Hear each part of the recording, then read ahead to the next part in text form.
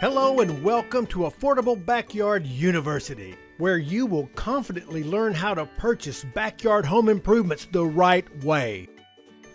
Come with us this week as we travel up I-35 to that favorite little city by the lake we love, Lewisville, Texas, where we'll show you how we turn this rickety old tired fence into this. And all that's next on Affordable Backyard Construction University. So you got your permit, you got your materials, you all ready to go? Oh, wait. First you have to take down the old fence. So now you got those wood panels hauled to the street. Now you got to take all these poles out or cut them down, depending on which one you're going to do. So now it's time for the new posts to go back in. Don't forget, it's a 6-foot tall fence, so these posts are 8 foot apart, 2 foot deep in the ground with about 3/4 of a bag of Maximizer concrete holding them in. Now let's stop for just a second and talk about something that's really serious. I got a phone call today from someone we did a quote for 4 or 5 months ago who decided to go with another contractor because it was going to be less expensive. I get it, man. I got to buy stuff too, right?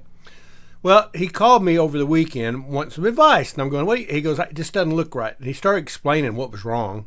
And I knew what was going to happen, but I told him, I'll come by Monday, I'll take a look and report back.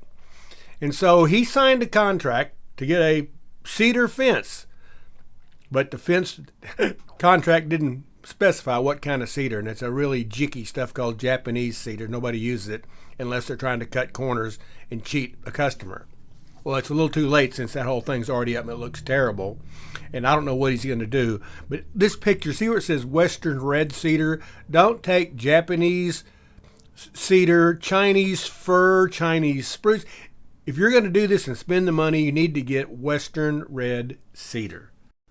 Let's talk about the bones of a good fence and what you need to look for and pay attention. This fence is a 6-foot tall, board-on-board, simple, beautiful fence.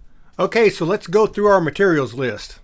This fence is held up by .95 gauge galvanized 2 3/8 steel posts.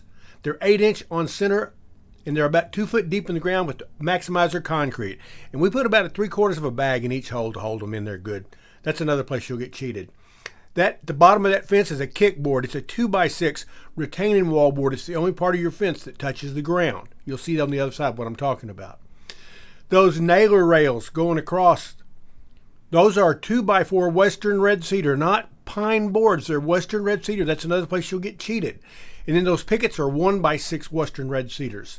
That color is Ready Seal brand, which you can buy at Home Depot or Lowe's. The color is pecan. It's the only color they dip at the factory because it's accepted by about every HOA in America. And then what else? Stainless steel ring shank nails hold all that together. Well, you know what that music means. It's time for me to shut up and let you walk around this job one more time. Look how straight and pretty that fence is. Now you know what to do when it's time for you to look for one. Or if you want to, you can reach out. If you got questions, we'll be glad to help you online or whatever. So, till next week, it's Affordable Backyard Construction University, and we'll see you soon.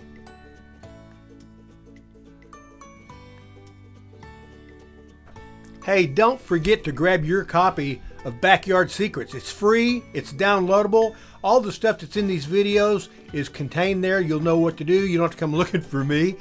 Hey, and don't forget, go watch some more videos. There's lots of them on YouTube. We love having you. See you next week.